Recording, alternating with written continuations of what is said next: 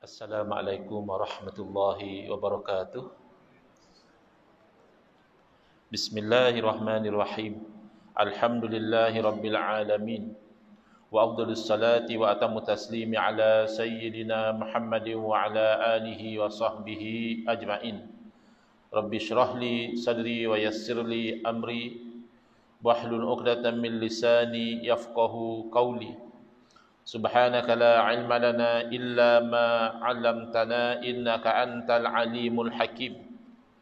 Allahumma akhrijna min zulumatil wahmi wa akrimna binuril fahmi waftah alaina bima'rifatil ilmi wa sahhil akhlaqana bil hilm waj'alna mimman yastami'una al-qawla fayattabi'una ahsanah. Allahumma ati nufusana taqwaha wa zakkiha anta khairu man zakkaha anta waliyuha wa maulaha. Allahumma arinal haqqa haqqan warzuqna ittiba'ah wa arinal batila batilan warzuqna ijtinabah. Allahumma anfa'na bima 'allamtana wa 'allimna ma yanfa'una wa zidna ilman wa huda. Amma ba'd.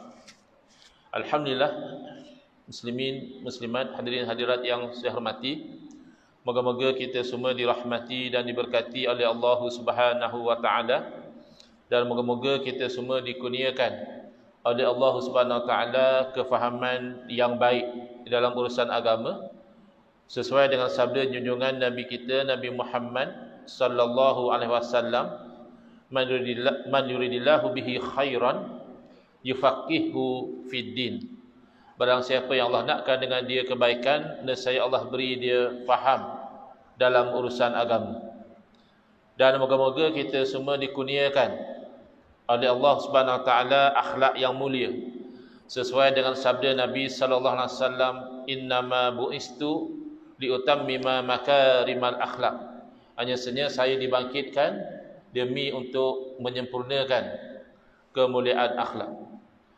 Alhamdulillah, pagi ini insya-Allah kita akan menyambung pengajian kuliah duha bulanan hari Jumaat yang ketiga anjuran Masjid Sultan Salahuddin Abdul Aziz Shah, Masjid Negeri Shah Alam, menggunakan kitab Nurul Huda, Cahaya Petunjuk, yang disusun oleh guru saya Al-Fadhil Ustaz Haji Adnan bin Haji Muhammad Samman hafizahullah taala wa nafa'ana bihi wa bi'ulumihi fid dharaini amin.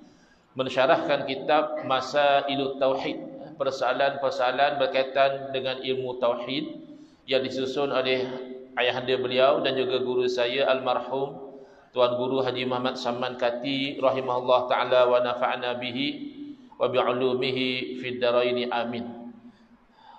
Bulan Januari saya tidak dapat hadir kerana ada halangan-halangan tertentu.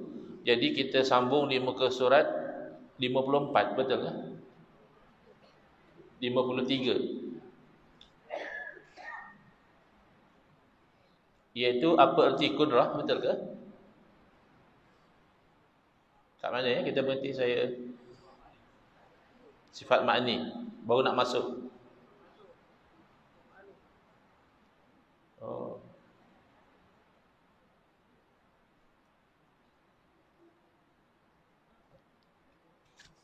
Jadi kita baru nak masuk pada sifat ma'ani ya, di muka surat 53.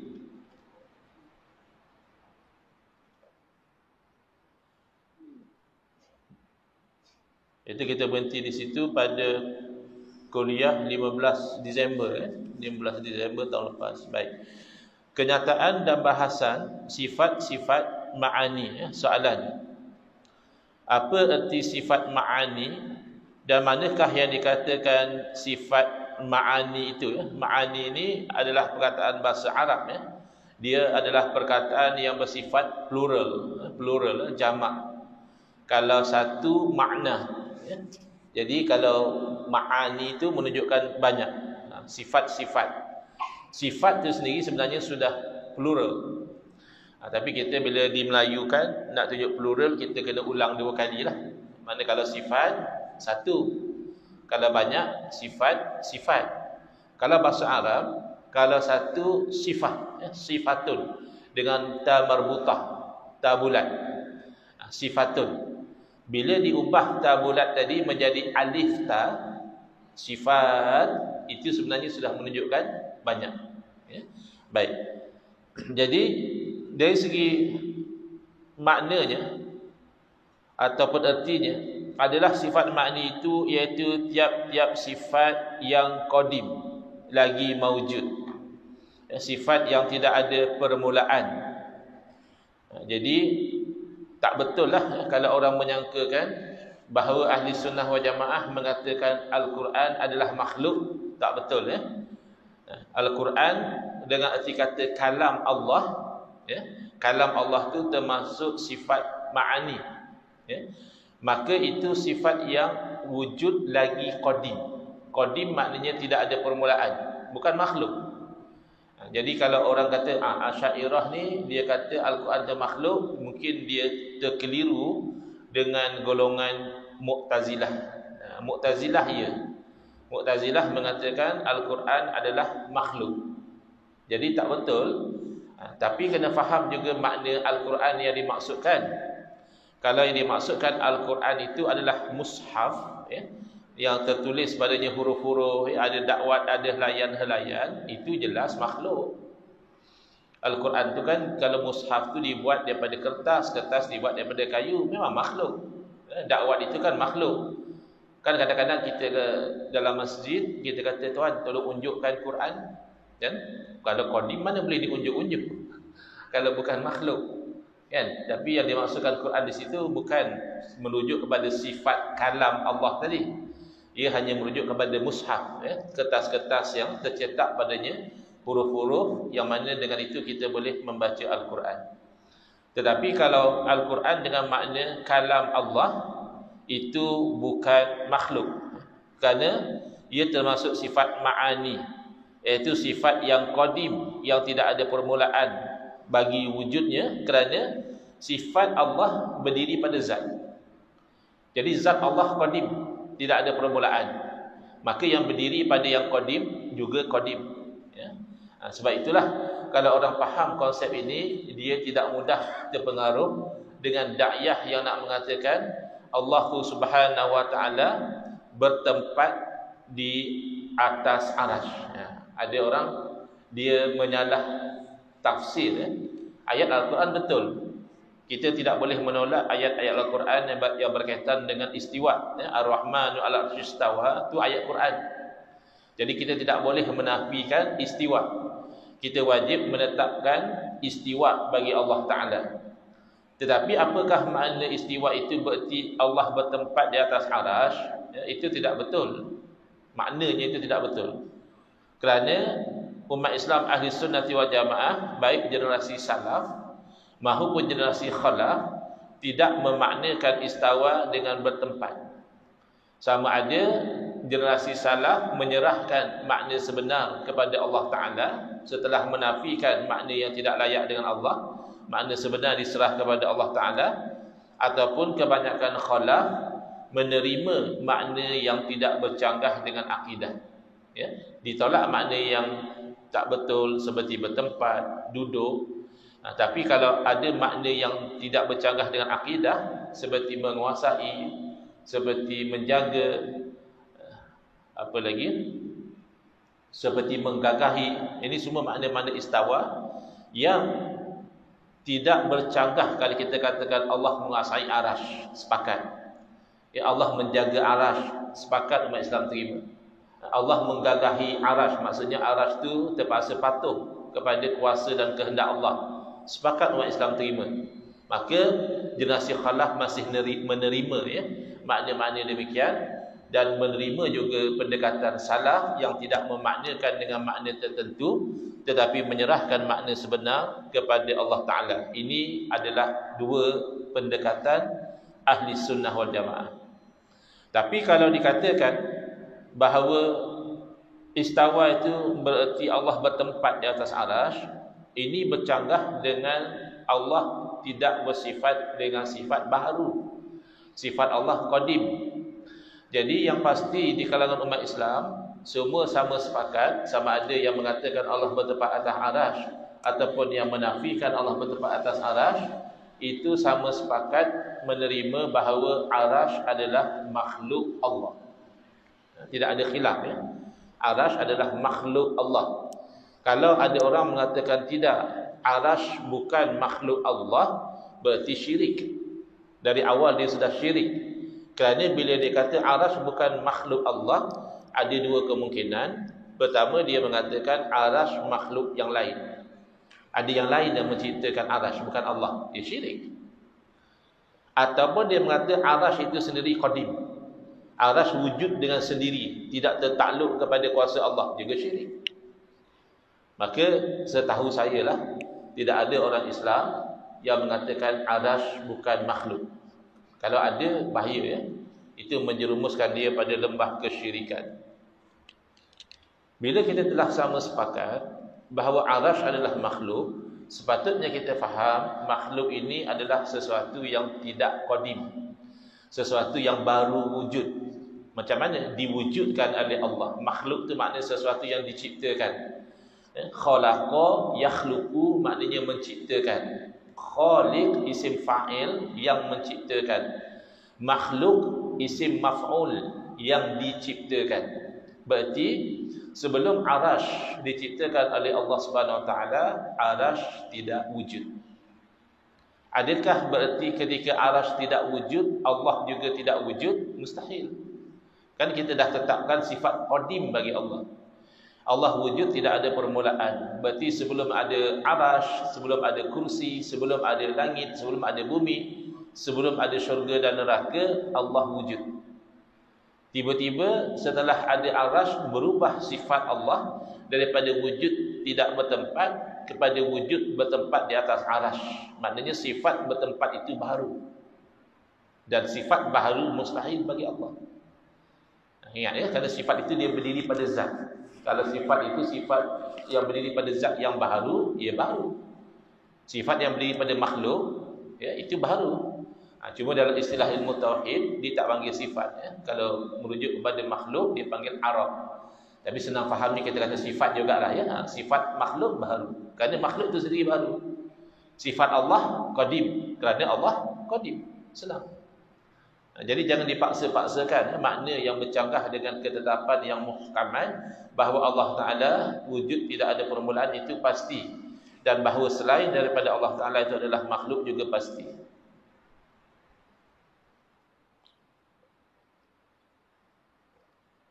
Jadi daripada takrif ni penting. Kalau kita baca saja takrif macam itu, mungkin kita tidak nampak signifikan dia.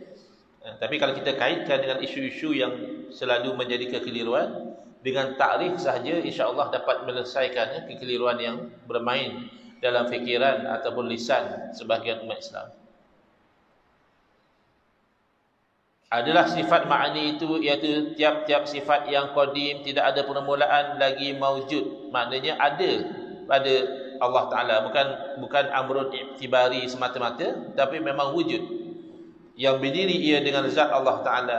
Ini menolak fahaman Mu'tazilah yang menafikan sifat ma'ani.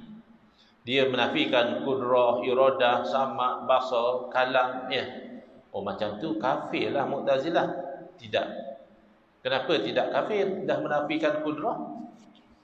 Kerana dia tidak menafikan ma'nawiyah. Dia masih mengatakan Allah Ta'ala berkuasa, tapi bukan berkuasa dengan sifat kudrah, berkuasa dengan zatnya.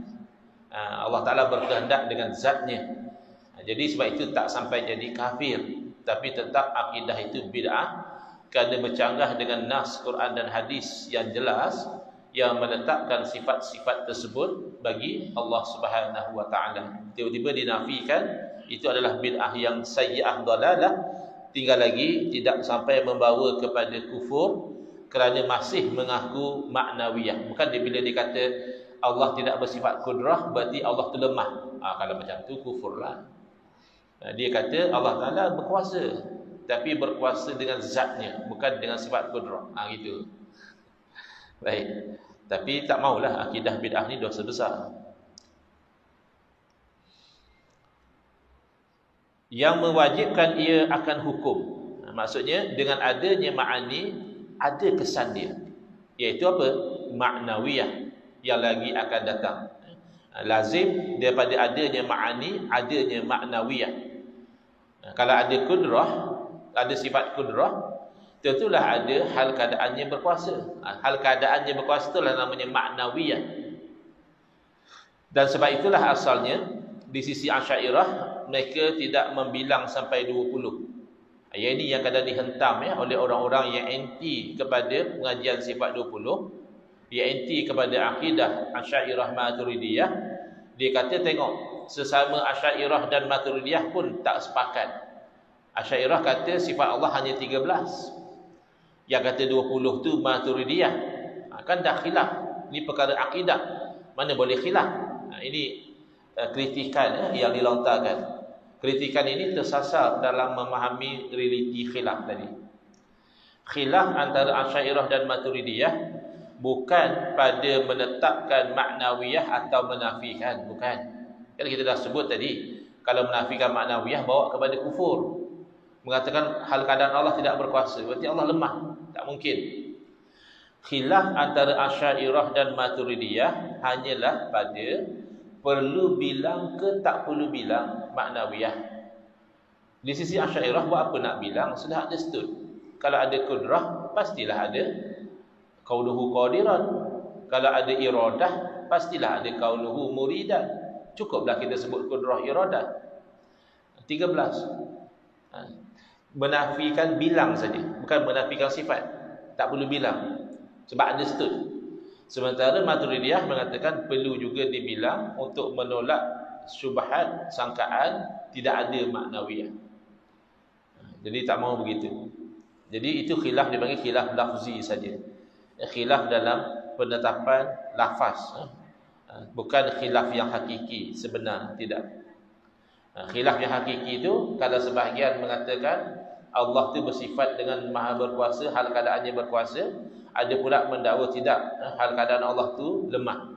Seperti mana natijah daripada akidah Qadariyah. Qadariyah dia mengatakan Allah menciptakan manusia, tetapi perbuatan manusia itu bukan Allah yang ciptakan. Mana kat situ kan lemah. Mana apa yang manusia buat Allah tidak boleh kawal. Dia lemahlah. Itu natijah daripada akidah Qadariyah yang sepakat para ulama mengatakan kufur. Akidah demikian bukan sahaja bid'ah, bahkan kufur. Penerangan makna mewajibkan hukum, yakni ataupun bererti manakala berdiri ia sifat pada zat, maka menyabitkan zat itu hukum, iaitu sifat maknawiyah. Rasanya lagi susah nak faham kalau terang itu. Ya. Makna mewajibkan hukum, yakni manakala berdiri ia pada zat, maka menyabitkan zat itu hukum, iaitu sifat maknawiyah. Kita permudahkan ya. Iaitu apabila kita itu menetapkan sifat ma'ani kepada Allah, contohnya sifat kudrah, maka itu memastikan ada kesan daripada sifat kudrah, iaitulah kaunuhu qadiran. Itu namanya hukum di situ.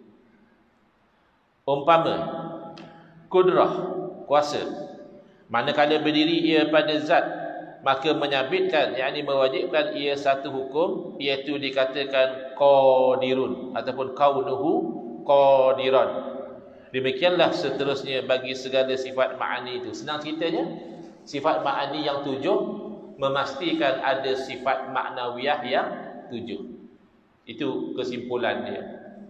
Baik. Bermula adalah sifat ma'ani itu 7 sifat, iaitu pertama kudrah, kedua iradah, ketiga ilmun, keempat hayah. Hayah maknanya hayat, kehidupan. Yang kelima sama, pendengaran. Yang keenam basar, dan yang ketujuh kalam. Jadi kudrat lebih kurang dah dimelayukan, iradah belum, ilmu hayah dimelayukan, sama belum, basar belum dimelayukan, kalam juga telah dimelayukan. Soalan, apa erti kudrah dan apa maknanya? Dan kita dah pergi kepada satu persatu ya. Tadi kita bilang macam itu saja, 7 sifat ma'ani. Sekarang kita fokus satu persatu. Yang pertama dengan sifat kudrah terlebih dahulu. Apa erti kudrah dan apa maknanya? Erti di sini maksudnya terjemahan, makna maksudnya huraian. Kudrah terjemahannya kuasa, yakni kuasa Allah Ta'ala. Maka maknanya ataupun huraian kepada sifat kudrah ini ialah satu sifat yang maujud lagi yang berdiri ia dengan zat. Kalau nak tambah lagi, satu sifat yang maujud lagi qadim, yang tidak ada permulaan, yang berdiri ia dengan zat, maknanya ada pada zat Allah Ta'ala, yang mendatangkan ia dengan dia mengadakan tiap-tiap mungkin atau meniadakan dia bagi muwafaqah pada iradah. Apa ni? Jadi dengar macam tu, apa dia ni? Tak awam-awam. Baik, saya cuba permudahkan insya-Allah. Bila kita kata sifat kudrah, pertama memang sifat tu ada lah. Dan sifatnya qadim. Sifatnya ada di mana? Ada pada zat Allah. Okay. Terus pergi kepada fungsi dia, iaitu mendatangkan ia dengan mengadakan. Sifat kudrah inilah yang kita katakan Allah mengadakan atau mentiadakan sesuatu. Tapi mengadakan atau mentiadakan ni sesuai dengan kehendak Allah. Itu maksudnya muwafaqah. Muwafaqah pada iradah. Kalau kita manusia, kadang-kadang kita buat satu benda atau kita tak buat satu benda bercanggah dengan iradah kita. Kan orang kadang-kadang boleh tanya, kenapa buat macam ni? Apa nak buat? Apa nak buat? Maknanya kalau boleh tak nak buat, tapi tak ada pilihan. Dah terpaksa, dah dia orang tetapkan macam tu, nak buat macam mana? Kan ada, kita buat satu benda tak muwafaqah dengan iradah kita. Kita nak kalau boleh macam lain, tapi kita tak mampu, ataupun kita dipaksa, atau keadaan itu tak sesuai, kita buat lain daripada kehendak kita. Ya? Allah tidak demikian. Bila Allah mengadakan atau mentiadakan, berarti itu kehendak Allah. Sebab itu kena faham, antuk minabi qadari khairihi wa syarrihi, bahawa salah satu daripada rukun iman itu kamu beriman dengan takdir Allah, baik pun daripada Allah, buruk pun daripada Allah Subhanahu Wa Taala. Sebab apa yang berlaku, katakanlah sesuatu yang baik kita senang faham. Tapi kalau sesuatu yang buruk, berlaku pembunuhan, berlaku kekejaman, berlaku peperangan, tak mungkinlah berlaku itu luar daripada kuasa Allah. Mana yang berlaku itu dengan kuasa Allah. Dan tak mungkinlah berlaku itu dalam keadaan Allah itu terpaksa. Allah tak nak berlaku peperangan, tapi terpaksa berlaku juga. Tak mungkin. Itu mustahil pada Allah. Maka nak tak nak kita kena terima bahawa secara hakikat, baik atau buruk adalah ketentuan Allah. Tinggal lagi kita ni bukan bertindak mengikut kehendak Allah, kerana kita tak tahu kehendak Allah. Kita bertindak mengikut perintah Allah. Allah perintah jangan buat zalim, jangan zalim. Allah perintah suruh buat baik, usaha buat baik. Tapi misalnya berlaku sesuatu kezaliman, kita tidak akan mengatakan itu luar daripada kuasa Allah. Kita tetap akan mengatakan itu masih dalam ta'alluq qudrah iradah Allah. Tapi syaratnya adalah patah pada ya. Satu sifat yang mawjud lagi yang berdiri ia dengan zat yang mendatangkan ia dengan dia mengadakan tiap-tiap mungkin atau meniadakan. Keywordnya adalah mungkin. Saya sudah permudahkan tadi. Ya, sifat qudrah ni kita tahu sifat yang wujud, yang qadim, yang ada pada Allah Ta'ala. Selesai. Habis apa beza sifat tu dengan sifat yang lain? Sifat ma'ani kan semuanya macam tu takrif dia. Sifat yang mawjud lagi qadim, yang berada pada zat Allah Ta'ala. Habis apa beza qudrah dengan iradah? Apa beza dengan ilmu? Apa beza dengan hayat? Jadi bila diterangkan fungsi tu, maka kita faham beza dia. Kalau qudrah ialah mengadakan atau mentiadakan. Itu fungsi qudrah, ya. Tapi yang mengadakan atau mentiadakan tu yang mungkin, yang boleh wujud, yang boleh tak wujud, itu namanya mungkin. Bahkan mungkin telah dimelayukan. Kan kita kalau something yang kita rasa benda itu possible, Tuhan nanti akan hadir ke tidak? Mungkin. Mungkin itu maknanya boleh jadi saya hadir, boleh jadi saya tak hadir. Mungkin itu possible. Jadi qudrah ini dia bersangkut dengan yang possible.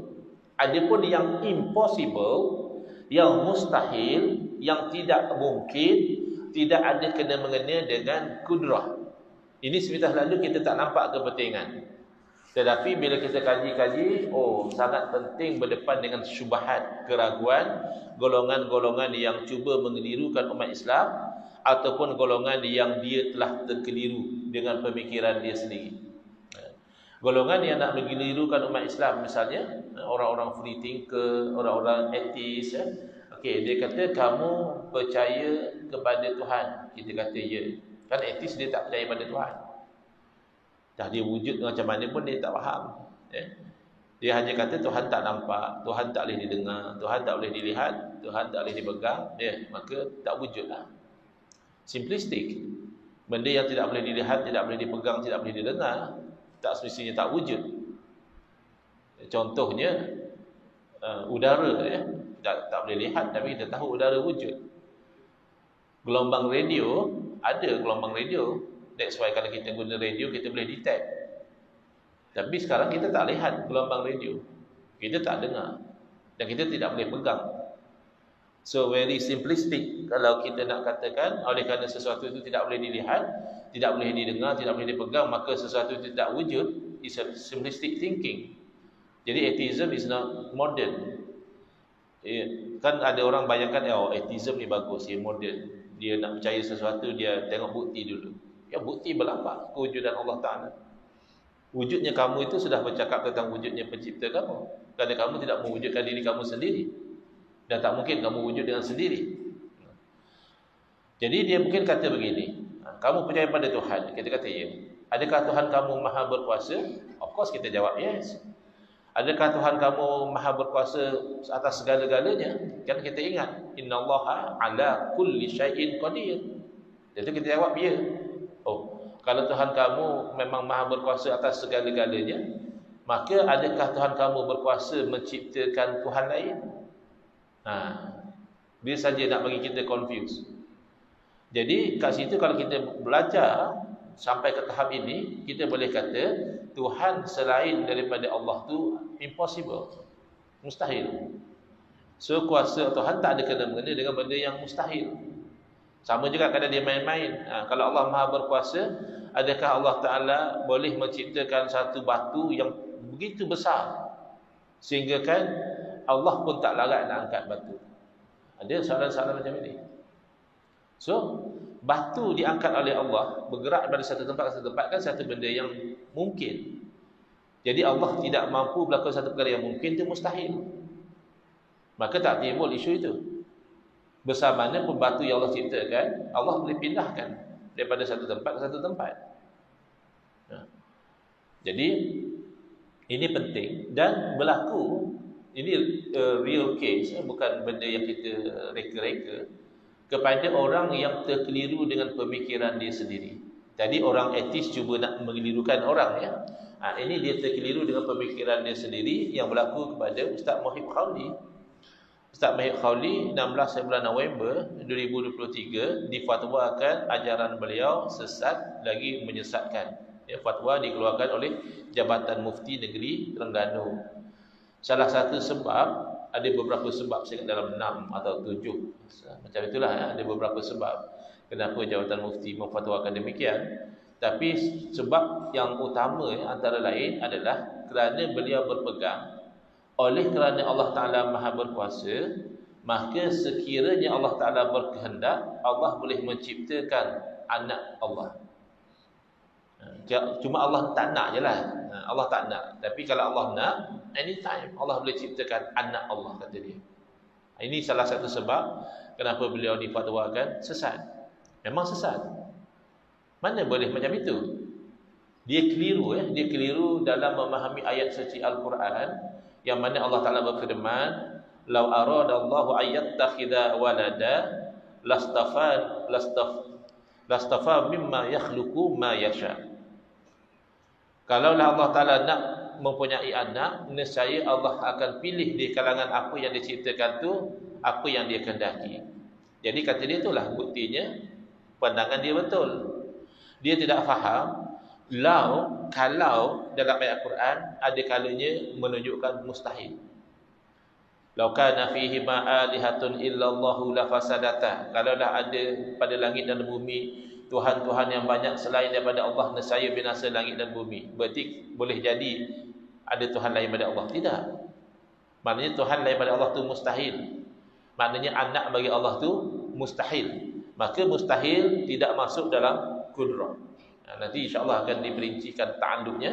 Cuma di sini daripada ta'rif kita faham bahawa kudrah ini adalah mengadakan atau meniadakan yang mungkin saja. Yang mungkin tu mungkin luar biasa, tapi daripada segi kudrah boleh.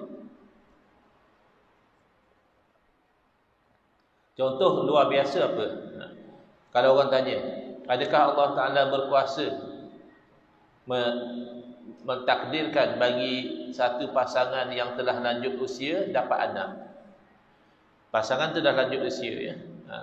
Suami katakan umur 100 tahun, isteri umur 95, panjang umur, ya. Tiba-tiba tak lama isteri mengandung. Isteri umur 95 mengandung, dapat baby, ya. Iaitu boleh atau tak boleh? Secara adah, kebiasaan, tak. Kerana isteri itu dah tak mampu mengandung dan melahirkan anak, dah menopause. Mungkin dia dah menopause 30 tahun yang lalu dah.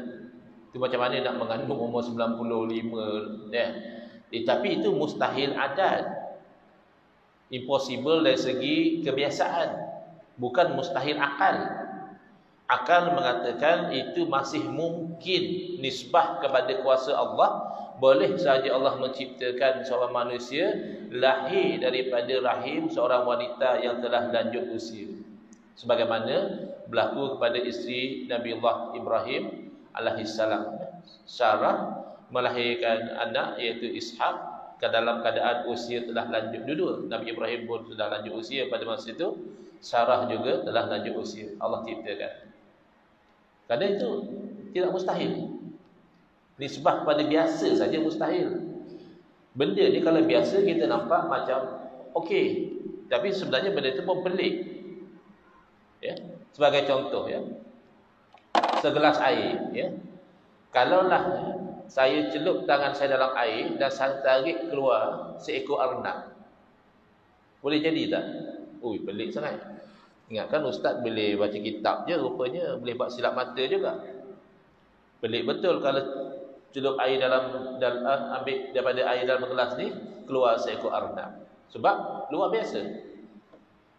Benda tu tak biasa berlaku. Air lah mana datang arnab pula, kan? Tetapi daripada air mani Allah jadikan manusia. Kenapa kita tak rasa pelik? Kerana selalu berlaku. Air mani itu lebih sedikit daripada air dalam gelas. Tapi Allah jadikan manusia yang boleh bercakap, yang boleh berjalan, yang boleh berfikir, yang boleh berperasaan daripada air. Tapi kita tak rasa pelik kerana itu benda itu biasa berlaku. Jadi benda yang pelik dari segi adat tidak mesti mustahil dari segi akal. Ya, ini yang sebahagian orang dah tak boleh faham. Kalau pelik je, dia kata mengarut. Ya, pelik. Sarah dalam keadaan dah jadi wanita tua, suami pun dah tua, ya, Nabi Ibrahim alaihissalam dapat lahir anak. Pelik. Memang luar biasa, tapi berlaku. Jangankan pasangan yang telah lanjut usia, perempuan yang tidak pernah bersama dengan lelaki pun Allah boleh kurniakan anak. Berlaku pada Sayyidah Maryam dapat Nabi Isa alaihissalam. Jangankan perempuan melahirkan anak tanpa pernah disentuh oleh lelaki, tidak ada bapa, tak ada mak pun Allah ciptakan Nabi Adam alaihissalam. Jadi benda ini masih namanya mungkin, masih dalam kudrah Allah, ya.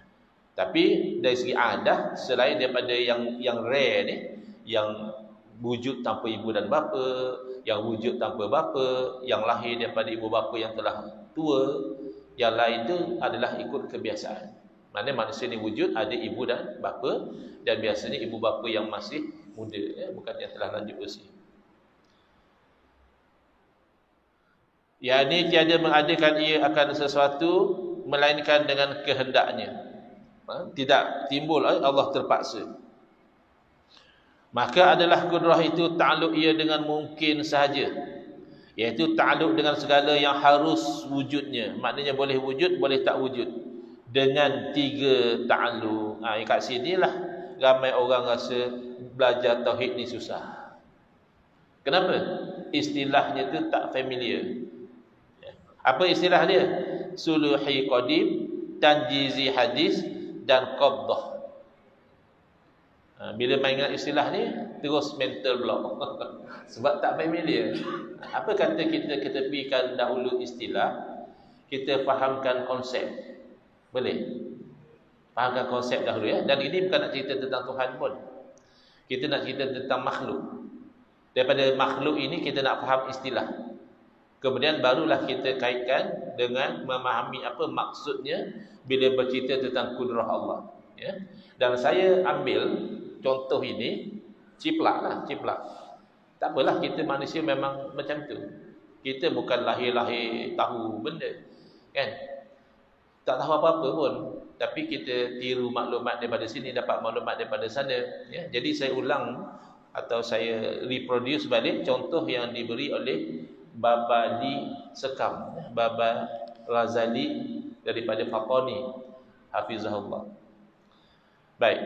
Jadi beliau memberi contoh begini ya. Kalau ada seekor kera yang kerja kera ni adalah memanjat pokok kelapa. Ya, biasalah. Tapi di tempat kita dah kurang. Mungkin di Fatani masih orang amalkan ya. Pagi-pagi dia pergi round bawa kera, siapa nak upah panjat kelapa, dia akan suruh kera dia panjat. Kiralah dapat upah berapa. Jadi kera tu masa dia duduk di rumah, tuan dia belum keluar kerja lagi, awal pagi lagi, tuan pun baru nak bersiap ya. Kera tu rehat dah kat rumah. Kera tu dah boleh panjat pokok ke belum? Dah ada kemampuan panjat pokok ke belum? Dah ya. Dia belum panjat pokok lagi. Dia baru santai sandor kat rumah sambil makan pisang ya. Tapi pada masa tu dia sudah boleh panjat pokok sebenarnya. Kemudian tuan dia bawa dia pergi ke, dah start tuan dia nak kerja, bawa dia pergi round kampung, lalu ada orang kampung upah, kata nak suruh panjat ke pokok kelapa, buat turun buah kelapa. Jadi dia suruh kera dia panjat, kera ni terlatih, bila tuan dia suruh panjat, dia pun panjat. Masa dia panjat pokok kelapa tu, dia ada kebolehan memanjat pokok kelapa ke tak ada? Of course lah. Memang sedang memanjat pun. Kan?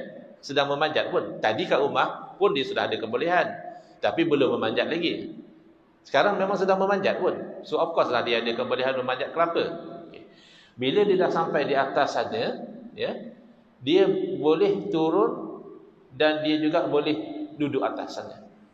Dia rasa sedap pula duduk sana ya. Sebiji dia campak ke bawah, sebiji dia kopik makan misalnya kan. Atau dia dah campak-campak berapa biji kelapa, dia turun. Jadi masa duduk atas tu dia ada pilihan. Nak turun ke nak stay. Kan? Faham tak 3 stage ni? Okay. Dah faham tu, kita kaitkan dengan istilah. Kita kaitkan dengan istilah supaya kita faham istilah. Ketika kera itu berada di rumah, belum lagi dia memanjat pokok kelapa, dia sudah ada kebolehan memanjat pokok kelapa, itu kita boleh istilahkan suluhi qadim. Daripada awal sudah ada kelayakan itu. Ya, suluhi qadim. Ketika mana dia sedang memanjat pokok kelapa, actually dia sedang memanjat, maknanya dia sedang melaksanakan kebolehan dia tadi. Kebolehan dah ada masa kat rumah lagi. Bukan sampai kat pokok kelapa tu baru dia pandai panjat, tidak. Masa di rumah dia dah pandai. Tapi bila sampai kat pokok kelapa tu, dia implement lah kebolehan dia. Ya? Itu namanya tanjizi hadis. Dari segi istilah, itu namanya tanjizi hadis. Baik. Bila dia duduk, dah sampai ke atas pokok kelapa, dia nak turun semula boleh, dia nak lepak dulu atas pokok juga boleh. Dia ada pilihan. Itu namanya qabdah. Qabdah ni genggaman. Dan dari segi bahasa, qabdah maknanya genggaman. Kan bila kita genggam satu benda, ya, ni cincin ya. Cincin saya genggam. Adakah saya boleh terus genggam ataupun saya boleh buka? Ya, dalam genggaman saya. Saya nak genggam terus boleh, saya nak lepas juga boleh. Itu namanya qabdah, ya. Sekarang sudah faham istilah? Kait semula pada contoh kera tadi. Masa kera duduk di rumah, dia tidak memanjat, dia sudah boleh memanjat sebenarnya. Kebolehan dia memanjat ketika itu namanya suluhi qadim. Dia layak untuk memanjat dari awal lagi. Bila dia sampai ke pokok kelapa dan memang dia sedang memanjat pun, itu dia sedang melaksanakan kebolehan dia. Itu namanya tanjizi hadis. Dan bila dia telah berada di atas, dia nak turun boleh, dia nak stay kat situ pun boleh. Seolah-olahnya keputusan itu dalam genggaman dia. Itu namanya qabdah. Jadi sudah faham istilah ya. Sekarang baru kita pergi kepada mengaitkan istilah dengan sifat kudrah tadi. Pertama, suluhi qadim, iaitu patut pada azali bagi mengada dan menyediakan mungkin pada barang yang sentiasa, yakni telah lalu atau akan datang. Maknanya bila kata kudrah Allah itu, ya, bukan makna bila Allah cipta makhluk baru Allah ada kuasa, bukan. Sebelum ada makhluk, Allah sudah khaliq, sudah ada suluhi qadim. Ya, untuk Allah mengadakan atau mengekalkan tiada itu memang ada. Tidak mesti Allah dah cipta baru Allah tu berkuasa, tidak. Allah belum mematikan sesiapa pun, Allah Al-Mumit. Allah belum hidupkan sesiapa pun, Allah Al-Muhyi. Allah belum bagi rezeki kepada sesiapa pun, Allah Ar-Razzaq. Allah belum sembuhkan sesiapa pun, bahkan sesiapa pun belum sakit lagi, Allah sudah Asy-Syafi. Jadi suluhi qadim itu merujuk bahawa nak menolak sangkaan kau orang kata Allah baru berkuasa. Tidak. Allah berkuasa dari azali lagi. Sama ada Allah ciptakan manusia atau tidak menciptakan, Allah berkuasa menciptakan. Sama ada Allah hidupkan manusia, Allah tidak hidupkan, Allah berkuasa menghidupkan. Sama ada Allah matikan manusia atau Allah tidak matikan, Allah berkuasa mematikan. Itu namanya suluhi qadim. Kedua, tanjizi hadis, maka iaitu menyempurnakan keadaan mungkin dengan barang yang telah teratur pada azali serta menghasilkannya dengan perbuatan, seperti mengadakan yang belum ada dan meniadakan yang telah ada. Begitu juga menghidupkan, mematikan dan memberi rezeki. Maknanya ketika terlaksananya, maka ketika itulah ia kudrah juga. Tapi stage itu dipanggil stage tanjizi hadis. Bukan makna sifat Allah itu baru. Sifat kudrah itu adalah sifat yang qadim. Tapi ketika mana makhluk itu wujud, tanjizi hadis namanya. Jadi kudrah Allah itu mewujudkan sudah ada dari azali. Tapi memang bila wujud, maka itu terlaksanalah pada perkara yang baru, iaitu makhluk. Ketiga, ta'alluq qabdah, maknanya bahawa adalah segala mungkin makhluk itu di dalam genggaman Allah. Ini maksudnya genggaman kuasa Allah, ya, bukan kita bayangkan tangan, ya.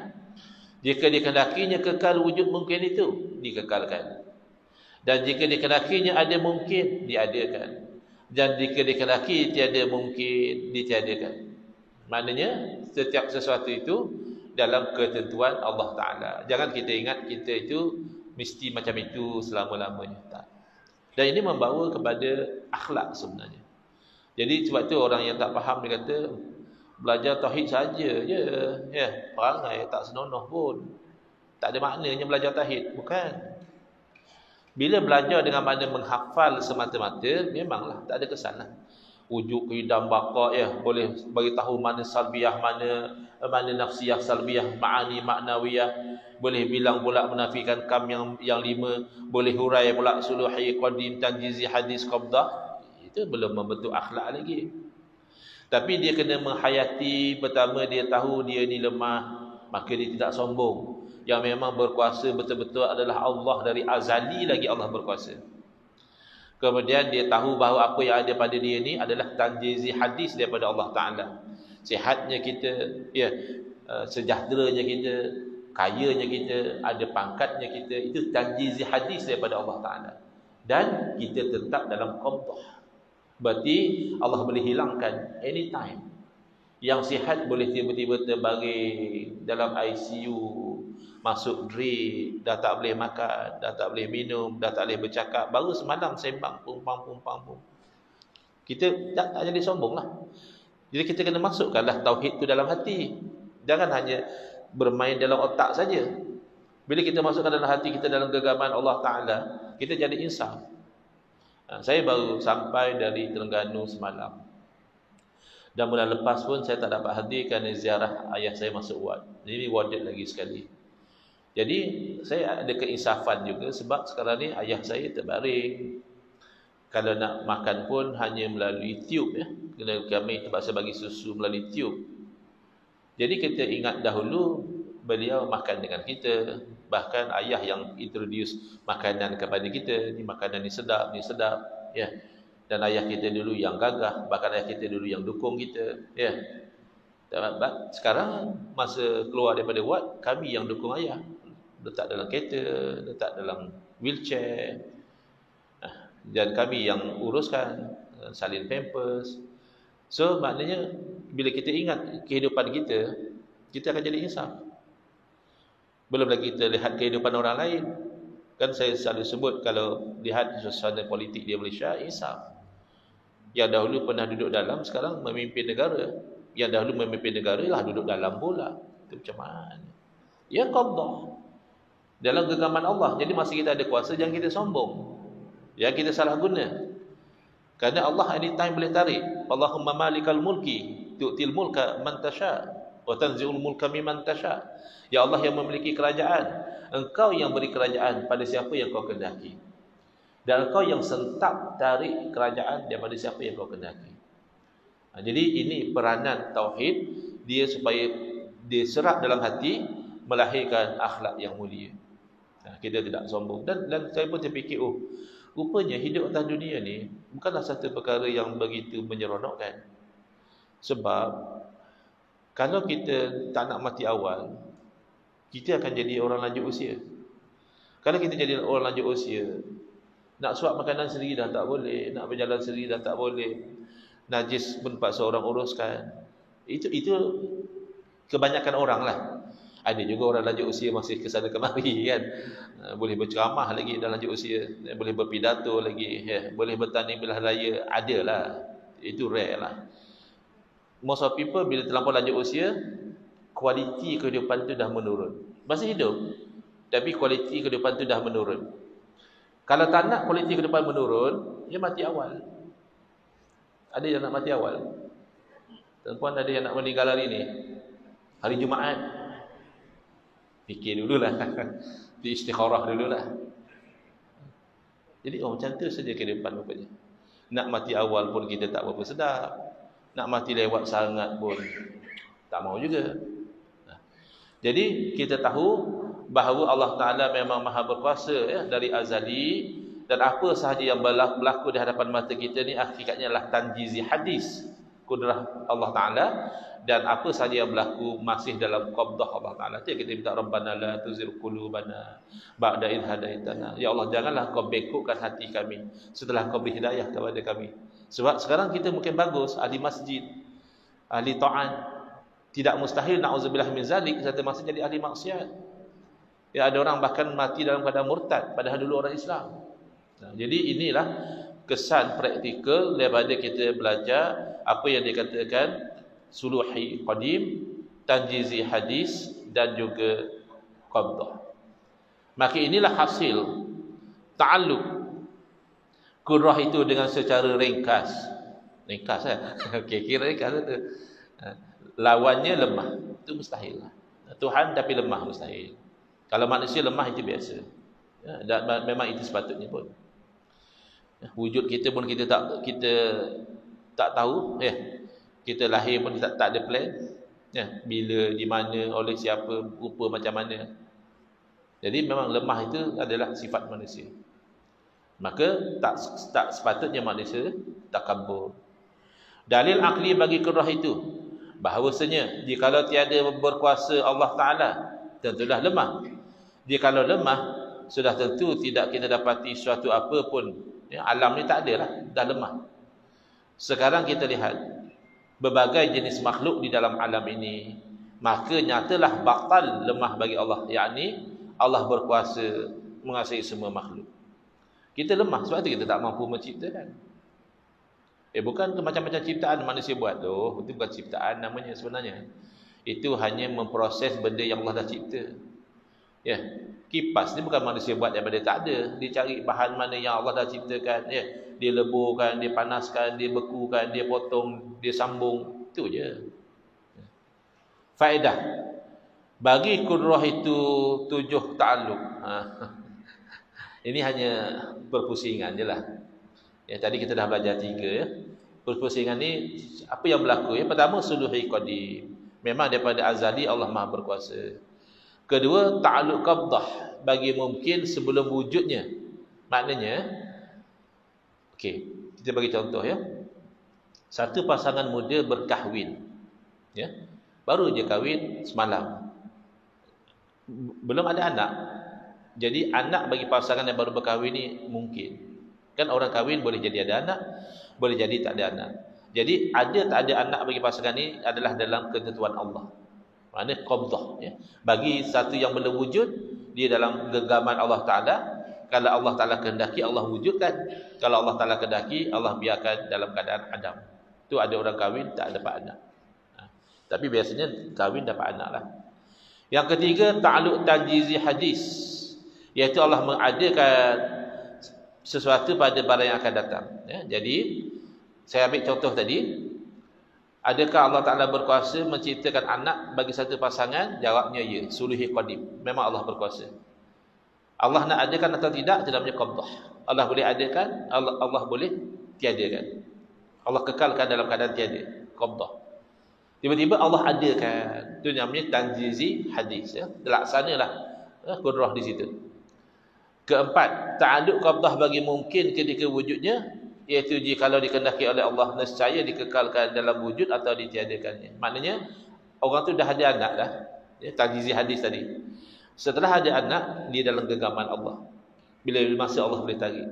Kadang-kadang Allah tarik awal, anak masih kecil, ya, ada dah meninggal, mak ayah sedih, ya. Kadang-kadang dah dewasa sikit meninggal.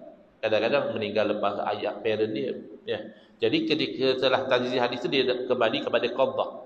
Allah boleh kekalkan dia ataupun Allah boleh tiadakan. Kelima, ta'alluq tanjizi hadis pada meniadakan sesuatu yang mungkin setelah wujud. Jadi bila dia tiada, ya, meninggal, itu berlaku tanjizi hadis, meniadakan. Keenam, ta'alluq qabdah setelah tiada. Mana Allah boleh hidupkan balik. Bila orang itu meninggal, kan orang yang tak percaya pada alam ghaib, dia kata dah mati, dah hancur, mana nak hidup balik? Loh, kamu pelik yang dah mati, dah hancur, boleh hidup balik, kamu pelik. Yang dulu tak ada langsung, boleh Allah adakan? Ini dah pernah ada, Allah nak adakan balik. Apa yang payah sangat? Dulu langsung tak ada. Ini kita dah pernah nampak dia dulu bergerak sana kemari, berubah apa semua, ya, bercakap dan sebagainya. Tinggalkan dia mati. Apa masalah Allah nak adakan balik? Padahal dulu langsung tak ada, bercakap boleh tak? Orang ni pun tak nampak, Allah boleh adakan. Kemudian ta'alluq qabdah bagi mungkin pada ketika adamnya Allah boleh wujudkan. Yang ketujuh, ta'alluq tanjizi hadis, iaitu Allah mengadakan, ya, dah mati, Allah hidupkan balik, ya, iaitu berlaku pada hari akhirat. Diam ulama daripada ta'alluq qabdah dengan sesuatu kemudian daripada demikian itu, iaitu dalam qabdah qudrah sama ada hendak dikekalkan atau diadamkan. Jadi lepas dah cerita tu, ulama dah tak cerita lah. Secara teorinya, bila dah hidup di alam akhirat, qabdah lah balik. Dalam genggaman Allah lah. Allah nak kekalkan hidup, Allah nak hapuskan, kuasa Allah.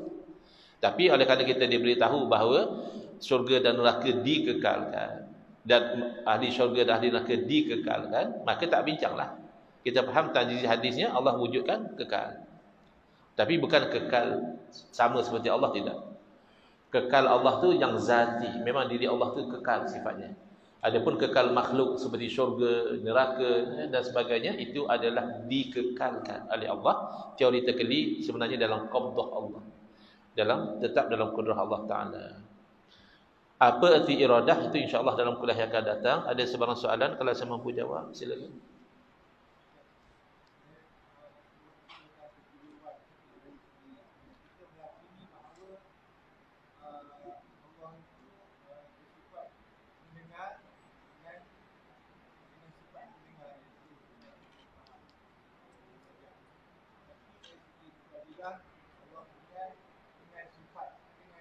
Zat.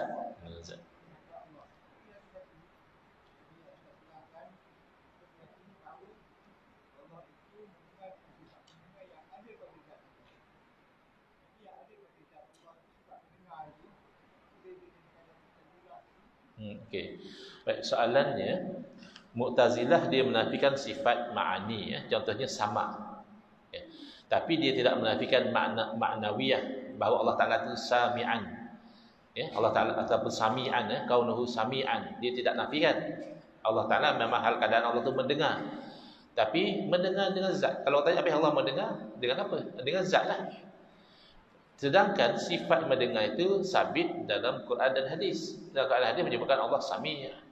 Maknanya Allah itu bersifat mendengar. Jadi maka ditetapkan sifat dan juga natijah daripada sifat, iaitu hal keadaan itu mendengar. Jadi Mu'tazilah tidak. Yang sifat ma'ani itu dia nafikan. Tidak ada yang namanya sama. Tak ada yang namanya basar.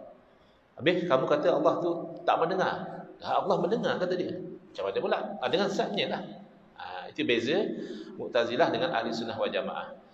Sebab itu juga tidak sampai dikafirkan Mu'tazilah, kerana dia tidak sampai menafikan maknawiyah.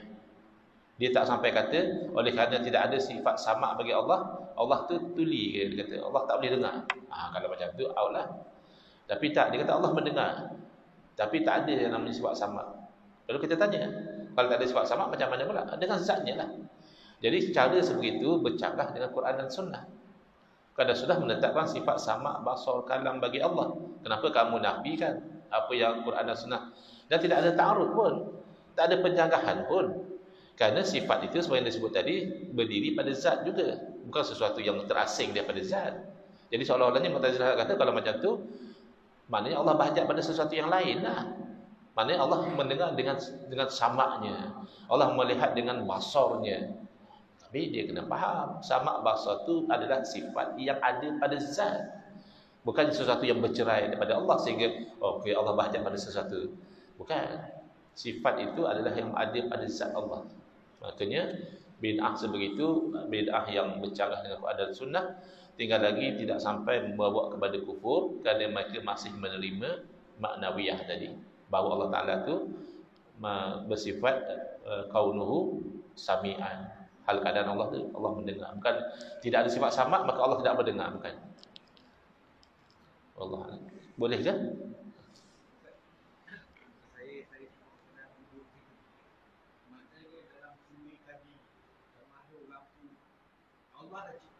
Allah kita ni diciptakan kerana kau Islam, kau tak Islam, kau. Jadi maknanya kita ni, kalau suka bilang kita dilahirkan dalam Islam, Islam. Jadi kalau orang yang Allah cipta di seluruh kadim itu, maknanya kita bukan Islam. Akhiran kita itu kalau kita dapat hidayah, itu Islam lah. Dan kita akan teruslah ke dalam sama ada kita akan hidup, sama ada kita pengakhiran itu syurga atau neraka. Jadi macam mana Ustaz? Adakah kita redha dengan apa yang telah dijadikan? Manakala orang tua Allah dalam seluruh kadim itu Allah kata kau akan jadi kafir, apa yang jadi kalau belum salah lagi? Unless dia dapat hidayah daripada itu. Baik, dia tak lari daripada apa yang kita telah bincangkan. Sebelum ni kita bincangkan aliran-aliran yang akidah yang benar, Ahli Sunnah wal Jamaah, dan akidah yang batil, iaitu Jabariyah, Qadariyah dan juga Mu'tazilah. Jadi perbezaannya pada isu ni lah, isu membincangkan takdir Allah. Qadariyah ni oleh kerana dia fikir-fikir, kalau macam tu tak kena lah, Allah yang takdirkan tak fair lah. Allah takdirkan dia beriman, buat taat, dapat syurga. Allah takdirkan orang ni kafir, maksiat, masuk neraka. Jadi macam inilah dia kata, Allah hanya ciptakan manusia, tapi apa yang manusia buat tu bukan Allah takdirkan. Baru fair kata dia. Jadi ini bercanggah dengan dalil Quran dan Sunnah, dan juga bercanggah dengan akal. Akal tidak boleh terima kalau berlaku satu luar daripada kuasa Allah. Jadi nak tak nak kita kena terima baik, yakni beriman dan taat, buruk, yakni kufur dan maksiat, itu sebenarnya adalah ketentuan Allah. Jadi adakah kita kena redha? Ini sini penting, sini very delicate. Kita kena redha dengan sesuatu yang telah berlaku atas nama ianya takdir Allah. Tapi kita tidak boleh redha, bahkan haram kita redha dengan sesuatu atas nama ianya sesuatu yang dilarang oleh Allah. Saya bagi contoh. Okay. Pembunuhan, membunuh orang secara tidak berhak. Saja dia nak bunuh orang atau kerana nak merompak dan sebagainya, itu haram. dilarang oleh Allah Ta'ala. Katakan semalam ada satu orang yang kita kenal, dia dibunuh, ya. Adakah kita boleh redha dengan pembunuhan itu? Tak boleh, kerana pembunuhan itu haram, maksiat. Ar-ridha bil maksiati maksiatun. Redha dengan maksiat tu maksiat. Macam kita tahu, kita redha ada nak pun kena bunuh, eloklah tu. Tu redha dengan maksiat tu. Kita tak bunuh dia, tapi kita redha dengan dia itu dibunuh. Maka itu satu dosa. Tapi redha dengan takdir lain. Kita tak ada redha dia dibunuh. Kita kesal dengan pembunuhan dia. Tapi kita ingat tu dia dah dibunuh semalam. Tu maknanya takdir Allah. Nak tak nak kita kena terima. Itu tak apa. Itu dituntut. Redha dengan takdir dituntut. Redha dengan maksiat tidak boleh. So kita kena beza antara dua tu. Yang kita redha tu daripada sudut ianya takdir Allah. Tapi kita membenci kepada perbuatan itu atas dasar ianya dilarang oleh Allah Subhanahu Wa Taala. Jadi samalah kekufuran apa semua, kita benci kekufuran itu. Tapi kalau takdirkan satu orang itu meninggal dalam keadaan kafir, kita nasib dia lah. Kan Nabi SAW juga pernah berasa kesal bila lihat jenazah satu orang Yahudi, kerana bagi dia merasakan terlepas satu orang yang bagi dia nak selamatkan tidak dapat. Jadi bagi dia kesal kerana kekufuran dia, mati dalam kufur, tapi bagi dia tentu redha bahawa itu adalah takdir daripada Allah Subhanahu Wa Taala. Nanti kita akan pendetailkan dalam pembincangan akan datang beza antara kehendak dan juga suruhan. Kadang-kadang kehendak dengan suruhan tu dia selari. Kadang-kadang kehendak Allah lain, suruhan Allah lain. Itu kita akan kita bagi contoh teruslah supaya balik boleh aman, tenang. Beza antara suruh dan kehendak. Contohnya beriman Sayyidina Abu Bakar radhiyallahu anhu. Allah suruh tak Sayyidina Abu Bakar beriman? Sayyidina Abu Bakar beriman atau tidak? Beriman sampai wafat, sampai meninggal dunia. Itu buktinya bahawa suruhan Allah tu kena dengan kehendak Allah. Allah suruh tidak Abu Jahal beriman. Dia suruh, didakwah dia supaya beriman. Beriman tak Abu Jahal? Tidak. Terbukti Abu Jahal itu mati kafir.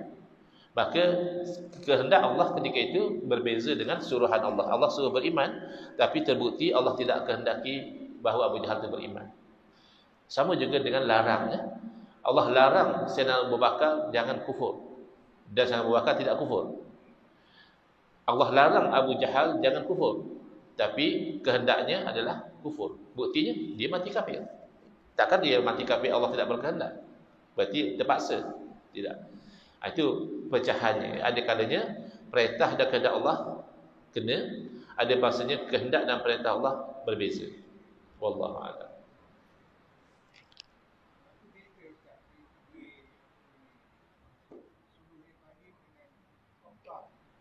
Baik.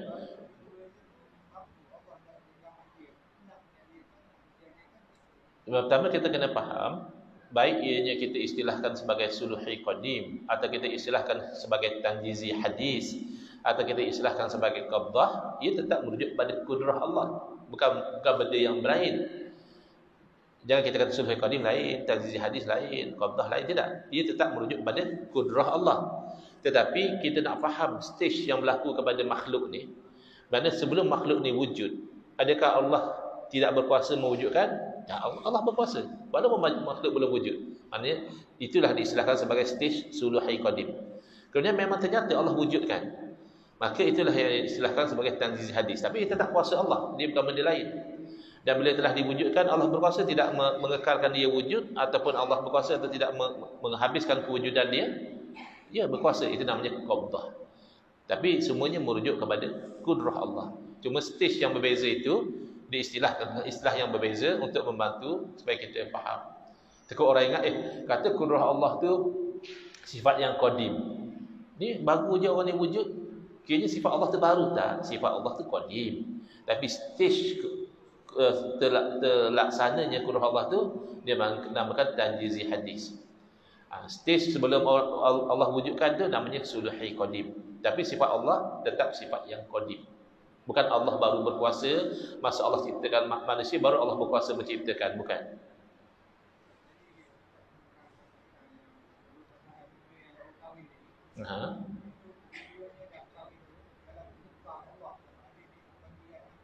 Qabdah dalam qabdah. Itulah, kan kita ada stage yang 7 tadi. Yang 7 tadi, asalnya Allah Ta'ala memang berkuasa. Itu namanya sulhi qadim.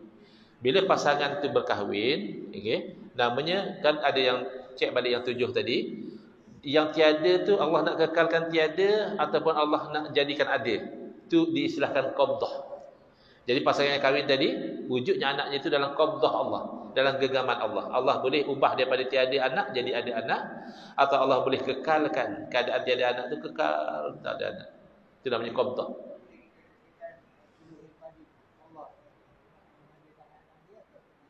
Boleh, tapi kita reka istilah sendirilah. Tapi istilah yang telah disusun oleh para ulama adalah asalnya Allah berkuasa menciptakan anak bagi pasangan tadi. So itu namanya sulhi qadim. Jadi setelah pasangan itu kahwin, Allah boleh kekalkan mereka dalam keadaan tiada anak, ataupun Allah boleh ubah kepada ada anak. Maka ada atau tiada itu dalam qabdah, genggaman kudrah Allah. Tapi kalau saya nak buat istilah lain, boleh lah, tapi kira jadi kita buat satu disiplin ilmu barulah. Sebab istilah ni bukan Quran hadis. Bukan mesti kamu kena panggil ini sulhi qadim, kamu kena panggil ini tanjizi hadis, kalau tidak berdosa. Tidak. Ini hanya istilah ilmu saja. Kalau kita nak buat istilah lain, secara teorinya boleh. Tapi kalau tidak perlu, elok kita stick pada istilah sedia ada supaya tidak keliru. Wallahu a'lam. Ya. Bukan dengan doa. Apa kaitan doa dengan takdir Allah ya? Baik, kita kena ingat doa ini termasuk usaha dan ikhtiar. Akidah Ahlussunnah wal Jamaah, usaha dan ikhtiar tidak memberi bekas. Yang berbekas adalah Allah ya, semata-mata. Habis buat apa kita usaha dan ikhtiar? Kerana kita diperintahkan. Allah jadikan bagi kita tu kemampuan untuk usaha dan ikhtiar, dan kita diperintahkan untuk usaha dan ikhtiar. Contoh, kita diperintahkan sembahyang, kan? Maka kita kena usaha dan ikhtiar lah. Pergi ambil wudu, tutup aurat, akad takbir ya. Tetapi akhirnya bila kita sembahyang, kita kena faham itu Allah yang takdirkan. Sekira-kira kalau Allah takdirkan kita tak sembahyang, tak mampu kita sembahyang. Ada je orang tak sembahyang padahal sihat. Hakikatnya takdir Allah, tapi dari segi usaha ikhtiar dia kena usaha untuk sembahyang. Sama juga macam makan. Kita yang usaha untuk makan, yang bagi kenyang adalah Allah. Tapi biasanya kalau makan kenyang, kita kena usaha untuk berdoa yang memperkenankan Allah. Allah nak perkenankan bila, Allah nak perkenankan macam mana, itu hak Allah. Tapi janji Allah, ud'uni astajib lakum. Doa kepada saya akan perkenankan. Cuma ada setengah orang dia bayangkan Allah mesti perkenan pada masa yang dia minta dan dalam bentuk yang dia minta. Tidak semestinya. Ada kalanya Allah tangguh perkenan itu, Allah bagi kemudian, kerana itu masa yang lebih sesuai. Ada kalanya Allah bagi lain, kerana itu yang lebih memenuhi hajat dia sebenarnya. Macam kita lah, kadang-kadang kita pun anak kita minta benda lain, kita bagi benda lain. Anak nak motor, kita bagi kereta. Sebab kita fikir kalau motor merempit juga anak aku nanti. Kereta selamat sikit. Jadi kalau dia tak faham, dia marah. Apa bapak aku ni, orang minta motor seronok sikit, berlomba dengan kawan-kawan, bagi kereta boring. Tapi kita memikirkan yang lebih baik untuk dia. Itu baru level kita manusia, yang kita pun tak tahu apa sebenarnya yang terbaik. Allah yang maha mengetahui ya. Maka bila Allah kata astajib lakum, Allah perkenankan. Dan kata para ulama, ada kalanya bahkan Allah perkenankan hajat kita tu di hari akhirat dengan memberi darajah yang lebih tinggi atas kesabaran dan sebagainya. Jadi doa kena doa adalah kewajipan kita, dan doa adalah ibadah. Maka doa bukan wasilah, doa adalah tujuan. Jangan orang, saya nak supaya sihat, dah sihat tak doa lagi. Bukan. Kita sihat ke kita sakit, kita doa. Kerana doa itu adalah tujuan kita. Boleh ya? Bismillahirrahmanirrahim. Alhamdulillahirabbil alamin, wassalatu wassalamu ala asyrafil anbiya'i wal mursalin wa ala alihi wa sahbihi ajma'in. Allahumma shrah sudurana wa ahsin akhlaqana wa azim ujurana wa nawwir qulubana bi nuri hidayatika kama natarra bi nuri syamsika abadan bi rahmatika ya arhamar rahimin. Walhamdulillahirabbil alamin. Amin ya rabbal alamin. Wal afu minkum.